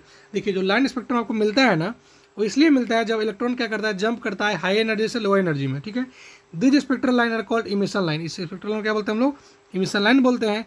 But when an atom absorb a photon, लेकिन जब atom क्या करता है एक photon को absorb कर लेता है, that has precisely the same energy needed by electron in low energy to make transition to high energy called absolute. देखिए कहने मतलब क्या है कि देखिए फिर समझिए बात कि जब कोई एटम, देखिए कि कोई जो एटम है जब हाई एनर्जी से लो एनर्जी पे आता है तो एक लाइन इमिशन लाइन हमें देता है। ठीक है, लेकिन कोई एटम ऐसा है जो ऑब्जर्व कर लेता है फोटोन, जब वो प्रिसाइजली क्या करता है, the same energy needed by the electron in low energy state to make transition to high energy state. अगर मान लीजिए लो एनर्जी से हाई एनर्जी जाने के लिए जो एनर्जी चाहिए होता है वो अगर एब्जॉर्व कर लेता है फोटोन, एब्जॉर्व कर लेता है कौन, एटम हमारा एब्जॉर्व कर लेता है। ठीक है, तो क्या होता है हमें एक एब्जॉर्प्शन स्पेक्ट्रम मिलता है। दस if photon with a continuous range of frequency passes through a rarefied gas and then are analyzed by a spectrometer, a series of dark spectral observation line appear in the continuous spectrum। कहने मतलब क्या है, देखिए मैंने बताया था जब भी रेयरफाइड गैस होता है वहाँ पे क्या होता है एक हमें कंटिन्यूस लाइन ना मिलके एक क्या होता है डिस्क्रीट लाइन मिलता है। इसलिए ऐसा इसलिए मिलता है, मान लीजिए जो फोटोन का एनर्जी रिलीज हुआ उसको क्या करता है एटम कुछ एनर्जी को अपने अंदर ऑब्जर्व कर लेता है। अब जो एनर्जी ऑब्जर्व हो जाएगा उसका तो वेवलेंथ दिखेगा नहीं। मान लीजिए रेड है, यहाँ पे ब्लू का ऑब्जर्व कर लिया, यहाँ पे ग्रीन है, यहाँ वायलेंट का ऑब्जर्व कर लिया, यहाँ पे कोई और रंग है, यानी जो ऑब्जर्व कर लेता है उसको वो हमको नहीं दिखता है। तो क्या होता है ये स्पेक्ट्रल दिखता है, और जो ऑब्जर्व नहीं करता है तो हमें कंटिन्यूस दिखता है। समझ गए, वही बात है। आगे चलते हैं। The explanation of the hydrogen atom spectrum provided by Bohr's model was brilliant achievement. उनका जो हाइड्रोजन एटम का जो एक्सपेरिमेंट था, जो स्पेक्ट्रम प्रोवाइड किए थे बोर्स साहब, वो एक ब्रिलियंट अचीवमेंट था जिसके लिए उन्होंने क्या मिला, एक नोबेल प्राइज ही मिला 1922 में। ठीक है, अब जो आपका लास्ट 12.6 है वो है de Broglie explanation of Bohr's second postulate. जो उनका सेकेंड पोस्टुलेट था कि जो होता है हमारा L इजिकल टू जो होता है NH/2π होता है, उस पर डिब्रोय साहब का क्या कहना था। डिब्रोय हाइपोथेसिस आपने पढ़ा है, किसमें पढ़ा है, अरे जस्ट अभी पढ़ के आए हैं, इसमें dual nature of matter and radiation में पढ़े हैं ना। कैसे नहीं पढ़े, आप पढ़े हैं नहीं पढ़े डिब्रोय हाइपोथेसिस, डिब्रोय का पोस्टुलेट, H/P नहीं पढ़े, लैम्डा इजिकल टू H/P, सब भूल जाते हैं आप, मैं मूड ऑफ कर देते हैं मेरा। अच्छा याद था, ओ सॉरी, अच्छा ठीक है, आपको याद रहेगा, पढ़ते हैं आप। ठीक है, देखिए अब बात करते हैं हम लोग डिब्रोय हाइपोथेसिस। देखिए क्या है, देखिए डिब्रोय हाइपोथेसिस जो था लैम्डा इजिकल टू H/P, उसको तो प्रूव कर दिया अच्छा तरीके से कौन, C.J. डेविसन और L.H. जर्मर। डिब्रोय हाइपोथेसिस क्या था कि जितना भी मैटर वेव होता है, जितना भी मैटर पार्टिकल है, सब वेव है, यानी हम वेव है, तुम वेव है, तुम्हारी वो वेव है, मेरी वो वेव है, सब वेव है। ठीक है, तो इन सभी वेव को कौन बताया था कि सब कुछ वेव है, कौन बताया था, डिब्रोय बताया था। लेकिन चूंकि हम लोग का मास ज़्यादा है इसलिए हम लोग वेव की तरह नहीं दिखते हैं, लेकिन वही जो इलेक्ट्रॉन है वो वेव की तरह दिख जाता है क्योंकि उसका मास कम है। ठीक है, इसको और अच्छे से प्रूव कौन किए थे, डेविसन एंड जर्मर साहब अपने एक्सपेरिमेंट द्वारा। ठीक है, जो कि आप लोग को पढ़ना नहीं था। ठीक है, अब देखिए जो डिब्रोय साहब है आर्ग्यू किए थे कि the electron in its circular orbital as proposed by the Bohr's must be seen as a particle wave. जो इलेक्ट्रॉन है सर्कुलर ऑर्बिट में जो प्रपोज है, जो बोर्स साहब किए थे, बोर्स साहब क्या प्रपोज किए थे कि Louis de Broglie argued that the electron in its circular orbit as proposed by Bohr's must be seen as a particle wave. जो बोर्स साहब का कहना था कि जो सर्कुलर ऑर्बिट में इलेक्ट्रॉन घूम रहा है ना वो पार्टिकल वेव है। In analogy to the wave travelling on a string, particle wave too can lead a standing wave. देखिए जो पार्टिकल वेव होता है वो स्टैंडिंग वेव भी बन सकता है अंडर अ रेजोनेंट कंडीशन, एक रेजोनेंट कंडीशन में बन सकता है। आपने पढ़ा होगा किस चैप्टर में, वेव में और SHM में पढ़ा होगा रेजोनेंट कंडीशन क्या होता है। ठीक है, कि जब भी एक स्ट्रिंग को हम लोग खींचते हैं तो बहुत सारा वेवलेंथ उससे निकलता है। ठीक है, लेकिन ओनली दोज वेवलेंथ सर्वाइव, वही वेवलेंथ सर्वाइव कर पाता है जिसके पास क्या होता है, नोड होता है। ठीक है, जिसके पास क्या होता है, नोड होता है एट द एंड, यानी कि उसके नीचे नोड लगा होता है, यानी नोड होता है और क्या करता है, स्टैंडिंग वेव बनाता है स्ट्रिंग में। ठीक है, तभी वो सर्वाइव कर पाता है वेवलेंथ। ठीक है, it means that in a string standing wave are formed when the total distance traveled by a wave down the string and the back is 1 wavelength. अगर ट्रेवलिंग जो वेव जो ट्रेवल कर रहा है डाउन या string कर रहा है, अगर एक वेवलेंथ होगा तभी जाकर क्या होगा वो पॉसिबल, वो जो वेवलेंथ है वो सर्वाइव कर पाएगा। यानी कि क्या होना चाहिए, इंटीजर होना चाहिए, ठीक है। तो wave with the other wavelength interfere with themselves upon reflection and their amplitude quickly drop to zero. अगर मान लीजिए वो इंटीग्रल नंबर ऑफ वेवलेंथ नहीं है, इंटीग्रल नहीं है, यानी 1 2 3 4 नहीं है, तो क्या करेगा, तुरंत क्या हो जाएगा, ड्रॉप कर जाएगा, वेवलेंथ जीरो पे आ जाएगा, ठीक है। कि for electron moving in circular orbit, यानी कि जो भी इलेक्ट्रॉन मूव कर रहा है इन सर्कुलर ऑर्बिट में रेडियस Rn का, तो टोटल डिस्टेंस होगा ना सर्कमफेरेंस का, वो हो जाएगा 2 पाई Rn। क्या हो जाएगा, 2 पाई Rn, और बराबर हो जाएगा n इंटू लैम्डा का, ठीक है। आगे चलते हैं। हम लोग जानते हैं कि लैम्डा इक्वल टू h/p होता है डिब्रोय के द्वारा, ठीक है। Where p is magnitude of electron momentum, यानी कि इलेक्ट्रॉन का मोमेंटम है p। If the speed of the electron is much less than the speed of light, अगर इलेक्ट्रॉन का स्पीड बहुत कम है लाइट के स्पीड से, तो जो मोमेंटम उसको लिख सकते हैं हम लोग mv, ठीक है। तो 10 mv जो हो जाएगा, क्या हो जाएगा, h/mv क्या हो जाएगा, लैम्डा के बराबर, यानी 2 पाई Rn जो होगा हो जाएगा nh/mvn, ठीक है। यहाँ से फॉर्मूला क्या मिला, mv Rn equal to nh/2 pi, यानी this is the quantum condition proposed by Bohr for the angular momentum of the electron, and this equation is the basis of explaining the discrete orbit and energy level in the hydrogen atom। ये क्या था, एक basic था जिससे पता चले कि explanation पता करना है, एक्सप्लेनेशन बताना है कि हाइड्रोजन एटम का लेवल के बारे में, ठीक है। 10 de Broglie hypothesis provided an explanation for the Bohr second postulate. अब चूंकि लैम्डा इक्वल टू h/mv करके और 2 पाई r का जो रेडियस है उसको बराबर करेंगे तो हमें मिल जाएगा mv r equal to nh/2 pi. तो डिब्रॉय साहब है, उन्होंने क्या कर दिया, बोर साहब के सेकंड पोस्टुलेट को जो कि था क्वांटाइजेशन ऑफ एंगुलर मोमेंटम, उसको क्या कर दिया, एक्सप्लेन कर दिया अच्छा तरीके से, ठीक है। This quantized electron orbit and energy state are due to the wave nature of the electron and only resonant descending wave can produce। इसीलिए द क्वांटाइज इलेक्ट्रॉन जो ऑर्बिट में घूम रहा है वो क्या हो रहा है, वेव नेचर इलेक्ट्रॉन का है, ठीक है। And only resonant descending wave can produce, और जो रेजोनेंट डिसेंडिंग वेव होगा वही प्रोड्यूस कर पाएगा। देखिए ऐसा दिखता है आपको, क्या होता है, वेव ड्यूअलिटी आपको ऐसा दिख रहा है, ठीक है। यानी सर्कुलर ऑर्बिट में क्या होता है, ऐसा इलेक्ट्रॉन क्या होता है, जंप करते रहता है, ठीक है। दिस वन ऐसे करते रहता है, बहुत सारा करता है, लेकिन जो कि इंटीग्रल मल्टीपल का वेवलेंथ होता है वही सर्वाइव कर पाता है, बाकी जीरो हो जाता है, ठीक है। आगे चलते हैं, देखिए Bohr model involving classical trajectory picture like electron orbiting in nucleus correctly predict that the gross feature of the hydrogenic atom. देखिए जो बोर्स मॉडल है ना, उसका लिमिटेशन क्या है कि सिर्फ और सिर्फ पॉसिबल है सिर्फ हाइड्रोजनिक atom.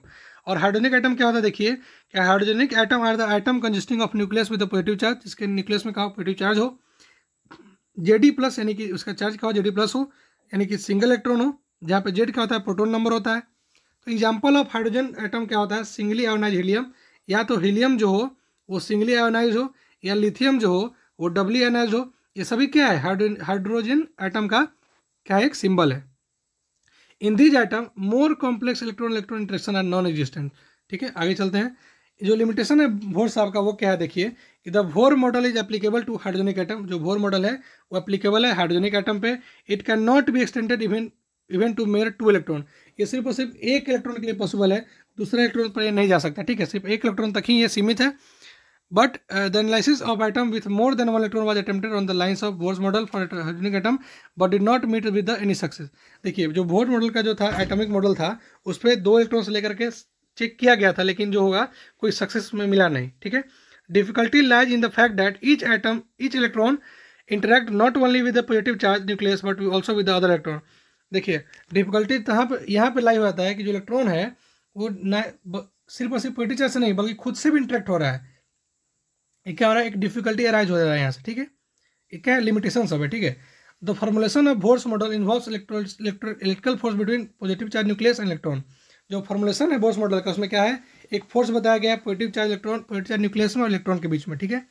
It does not include the electrical force between electron with naturally appear in multi electron atom. जैसे देखिए ये जो फोर्स बताया गया है सिर्फ और सिर्फ बताया गया है पॉजिटिव चार्ज और इलेक्ट्रॉन के बीच में, इसमें इंक्लूड नहीं किया गया है जो इलेक्ट्रॉन के बीच में लगता है। बिकॉज हम लोग क्या कर रहे हैं, यानी कि इलेक्ट्रॉन के बीच में जो फोर्स लगता है उसके बारे में इसमें जिक्र नहीं किया गया है, ठीक है। ये लिमिटेशन है। सेकंड क्या लिमिटेशन है कि while the Bohr's model correctly predict the frequency of the light emitted by hydrogenic atom, the model is unable to explain the relative intensity of the frequency of the spectrum। यानी कि जो intensity कम हो या ज़्यादा होना spectrum में, ऐसा क्यों हो रहा है? In emission spectrum of hydrogen, hydrogen के स्पेक्ट्रम में some of the visual frequency है वीक इंटेंसिटी, क्यों ऐसा हो रहा है कि जो फ्रीक्वेंसी विजुअल है उसका जो इंटेंसिटी है वो काफ़ी कमजोर है? Why? Experiment observation depict that some transition are more favoured than other, कुछ एक्सपेरिमेंट बताते हैं कि जो ट्रांजिशन हो रहा है वो कोई ज़्यादा फेवरेबल है और कोई फेवरेबल नहीं है। Bohr model is unable to account for the intensity variation, इसलिए कहने मतलब क्या है कि जो वोर साहब है वो इंटेंसिटी के वेरिएशन को नहीं बता पाए। ठीक है, यही आपका टोटल चैप्टर है। आगे क्या है कि डिब्रोय हाइपोथेसिस क्या था, देखिए कि de Broglie hypothesis that electron have wavelength lambda is equal to h/p gave an explanation for the Bohr quantized orbit by bringing in the wave particle duality। Wave particle duality द्वारा जो डिब्रोय साहब है उन्होंने क्या किया कि वेवलेंथ का जो इलेक्ट्रॉन का जो वेवलेंथ है lambda is equal to h/p उन्होंने एक्सप्लेन कर दिया बोर्स का सेकंड पोस्टुलेट। ठीक है, उसके बाद हमने क्या पढ़ा कि Bohr model is applicable only to hydrogenic atom, पहला गड़बड़ी। दूसरा गड़बड़ी क्या है, it can not be extended to even 2 electron, एक इलेक्ट्रॉन से ज़्यादा ये नहीं जा सकता है। Such as helium is not applicable in this model. This model is also unable to explain the relative intensity of the frequency emitted even the hydrogenic atom. Hydrogenic atom में भी हर एक फ्रीक्वेंसी का अलग इंटेंसिटी क्यों है ये भी define नहीं कर पाया। This is the all total chapter of your atomic physics. उम्मीद करता हूँ आपको ये चैप्टर समझ में आया होगा, और ये चैप्टर सिर्फ और सिर्फ इतना ही है, यानी कि आपको कहाँ कहाँ पढ़ना था, क्या क्या पढ़ना था, आपको एक बार रिवाइज करवा दूँ।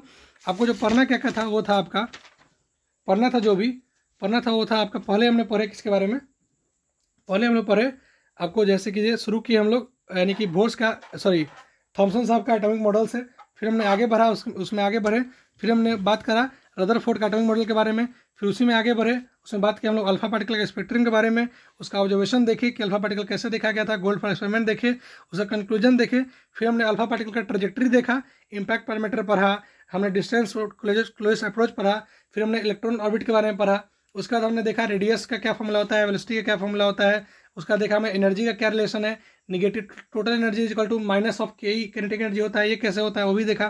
फिर हमने बात किया एटॉमिक स्पेक्ट्रम के बारे में, उसमें दो तरह की बात किया, एक जो होता था रेयरफाइड गैस के द्वारा जो कि होता था डिस्क्रीट, और एक होता था जो हमारा डेंस गैस के द्वारा था जो होता था कंटिन्यूअस, उसके बारे में बात किया। फिर हमने बात किया स्पेक्ट्रल सीरीज के बारे में, यानी कि लाइमन सीरीज, बामन सीरीज, पासन सीरीज, तूफान सीरीज, उसके बारे में बात किया। उसके बाद बात करते करते हमने पहुंच गए रदरफोर्ड साहब के लिमिटेशन के बारे में। लिमिटेशन क्या था, उनका जो लिमिटेशन था कि वो एक्सप्लेन नहीं कर पाए थे स्टेबिलिटी ऑफ एटम, एक्सप्लेन नहीं कर पाए थे एनर्जी स्पेक्ट्रम। उसके बाद आया बोर्ड साहब, बोर्ड मॉडल अपना लेके आए, उन्होंने अपना पोस्टुलेट दिया कि जो हमारा जो मोमेंटम होता है L इक्वल टू होता है NH/2π, वहाँ से आगे बढ़े तो हो जाएगा MVR के बराबर होता था। उसके बाद आगे देखे हमने उसमें आगे बढ़ते गए, हमने रेडबर्ग क्वेश्चन के बारे में पढ़ा। उसके बाद डिब्रोय साहब का हाइपोथेसिस आया जो कि बोर्ड साहब के पोस्टुलेट को प्रूव किया, सेकंड पोस्टुलेट को, first postulate, second postulate, third postulate हम लोग पढ़ते गए। फर्स्ट पोस्टुलेट क्या था कि इलेक्ट्रॉन जो है कहीं भी नहीं घूमता है, एक फिक्स ऑर्बिट में घूमता है। सेकंड बात क्या था कि L इक्वल टू NH/2π होना चाहिए, उसी ऑर्बिट में घूमेगा। थर्ड पॉइंट क्या था आपका, जो बोर्ड साहब का थर्ड पॉइंट क्या था, याद है किसी को? सर मैं भी भूल रहा हूँ, लेकिन देख लेता हूँ एक बार। तो सॉरी, हाँ, थर्ड पोस्टुलेट क्या था उनका, कहाँ गया यार, कहाँ गया, हाँ यार, हाँ ठीक है, मिल जा, आपको याद है ना? आपको तो याद होगा ही, मैं ही भूल जाता हूँ, कभी ऐसा होता है कि भूल जाता हूँ। ठीक है, उस छोड़िए, उसका जो भी रहा उसको पोस्टुलेट को याद कर लीजिएगा। उसका हमने बात किया लिमिटेशन ऑफ बोर्स मॉडल, उसके बाद हमने देखा समरी थ्योरम हमारा। ठीक है, तो ये रहा आपका पूरा चैप्टर। उम्मीद करते हैं वो चैप्टर समझ में आया होगा। इसका जो भी डाउट हो आप कमेंट कर सकते हैं, और कहीं पर दिक्कत हुआ हो तो आप अपने स्पीड पर देख सकते हैं, चूँकि मेरा स्पीड थोड़ा ज़्यादा रहता है और थोड़ा मेरा जबान लटपटा जाता है बिकॉज ऑफ फास्ट के कारण। तो आपको जिस स्पीड पर अच्छा लगे उस स्पीड पे आप देख सकते हैं। And thank you so much. उम्मीद करते हैं आपको ये एटॉमिक फिजिक्स समझ में आया होगा और आप डुअल नेचर का पिक्चर देख के आए होंगे। ठीक है, डुअल नेचर का वीडियो देख के आए होंगे। फिलहाल मैंने जो इस वीडियो में बताया था दो वीडियो के बारे में, दो वीडियो के लिंक के बारे में। पहला वीडियो का लिंक क्या था, गोल्ड फॉल एक्सपेरिमेंट का, और दूसरा वीडियो का लिंक क्या था आपका, क्वांटम मॉडल क्या होता है, यानी क्वांटम मैकेनिक्स क्या होता है, या क्वांटम नंबर क्या होता है, उसके बारे में। उन सभी 3-4-5 वीडियो का लिंक मैं डाल दूंगा डिस्क्रिप्शन बॉक्स में, आप वहाँ से देखिएगा जरूर। 5-5 मिनट का वीडियो होगा, आपको पूरा कॉन्सेप्ट समझ में आ जाएगा। So it's time to say bye bye, thank you so much. मिलते हैं हम लोग अगले वीडियो में, जिसमें हम लोग बात करेंगे न्यूक्लियस ऑफ द न्यूक्लियस के बारे में। यानी हमने ड्यूअल नेचर खत्म कर दिया, हमने खत्म कर दिया आपका एटॉमिक फिजिक्स, अब बारी है न्यूक्लियस का।